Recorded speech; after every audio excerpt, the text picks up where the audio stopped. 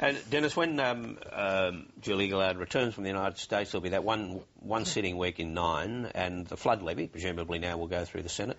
It seems to, yes. Nick Xenophon was the last man standing in the way of the flood levy, and he came out on Thursday and said that he would be supporting it because of an arrangement that the federal government's worked out where if states don't want to take out their own insurance, they have to jump a number of hurdles and pass a test if they're going to self-insure. So yes, that will be quite a significant win for Julia Gillard.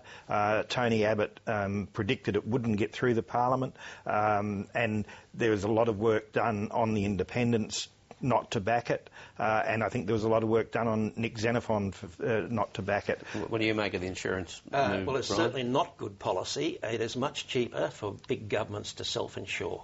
And forcing the states to do this is, if there's other options that they have to do, of course. But if they're forced to self-insure, that is a very bad policy.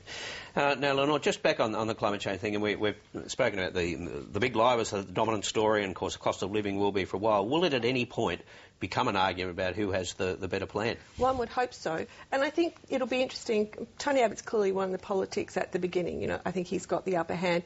But when we get down to the details of what the government's proposing, it will all be about the government brokering some sort of scheme between the interests of business and what the Greens want. Now, that's a hard ask, and we've seen the manufacturing industry in particular say, that they're not in a position to pay much more. But Tony Abbott doesn't have a seat at that table. He's dealt himself out of that debate.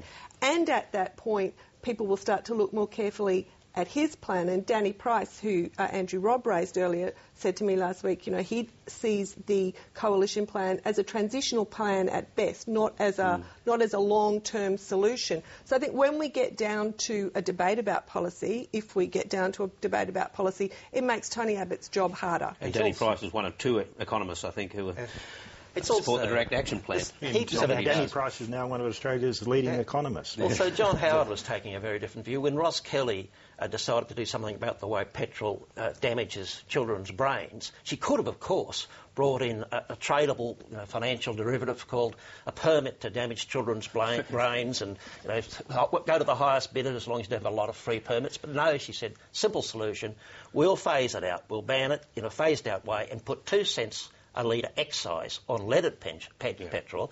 And what happened? When John Howard came in, he didn't change the excise. There was nothing about a big fat tax. He kept to the timetable, and it was all phased out with no trouble at all.